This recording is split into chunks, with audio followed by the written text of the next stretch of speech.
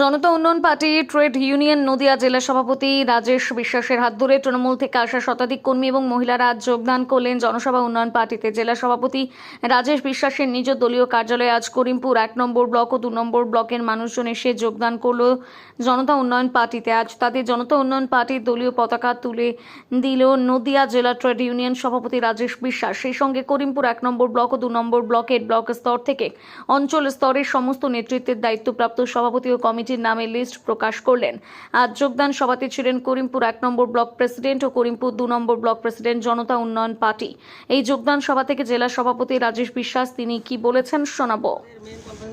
Press conference করার এই উদ্দেশ্য, আমাদের আগামী 31শে জানুয়ারি আমাদের বেলডাঙ্গায় আমাদের জনতা উন্নয়ন পার্টির হুমায়ুন কবির মহাশয়ের ডাকে আমাদের বিশাল বড় জনসভা। তার জন্য আমরা আমাদের ব্লক সভাপতি এবং অঞ্চল সভাপতিকে ডেকে তাদের সাথে একটা আলাপ আলোচনা করলাম এবং তারপরে পরে কিছু আমাদের তৃণমূল ছেড়ে আমাদের সঙ্গে কিছু আমাদের ব্লক সভাপতি আঙুর ভাই, করিমপুর 2 ব্লকের প্রেসিডেন্ট, ওনার ইসে ওই কোন ব্লকটা কোন পঞ্চায়েত, মুরুটিয়া পঞ্চায়েত এবং আমাদের 1 নম্বর ব্লকের কিছু পঞ্চায়েতের তারা যোগদান করলো। তারা কোন পার্টির? তারা তৃণমূল থেকে আসা। আচ্ছা, এই বছরে যোগদান করলো কতজন? 100 জন যোগদান। আচ্ছা, এই বছরের সামনে যে ইলেকশন 26 ইলেকশনে আপনারা কি আশা করেন? আমরা আশা করি যে এই যে তৃণমূলের যা অত্যাচার আর যা পজিশন পশ্চিমবঙ্গে আমরা সবাই জানেন যে বিরোধীদের কিভাবে হেনস্থা করা হয় এবং বিজেপি আর তৃণমূলের যে সেটিং তথ্য আপনারা সবাই দেখতে পাচ্ছেন। তো আমরা এর বিরুদ্ধে 26 আমরা একটা নতুন মুখ চাইছে জনগণ।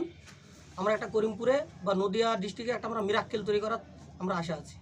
আগামী বিধানসভায় আপনারা কি জোটে দাঁড়াবেন না এমনি নিজে দাঁড়াবেন? না, আমাদের সঙ্গে সিপিএম আইএসএফ অলরেডি কথা হয়ে গেছে এবং সিপিএমের সাথে কালকে বৈঠক হয়েছে, আমাদের চেয়ারম্যানের সাথে বৈঠক হয়েছে। তো এখনও পর্যন্ত সেই রকমভাবে কথা পুরো ফাইনাল হয়নি। তো 15 ফেব্রুয়ারির পরে সেটা ফুল ফাইনাল আপনাদের মাধ্যম দিয়ে জানাবো।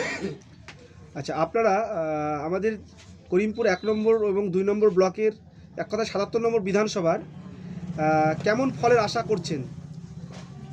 শোনেন, এখানে আপনারা তো জানেন যে এই শাসক দলের যা পরিস্থিতির যা চাপ, আমাদের অনেক ভোট আছে, আমাদের আবহাওয়া ভালো আছে, কারণ আমার কি বলবো, তৃণমূলের 80% লোক আমার সাথে টাচে আছে।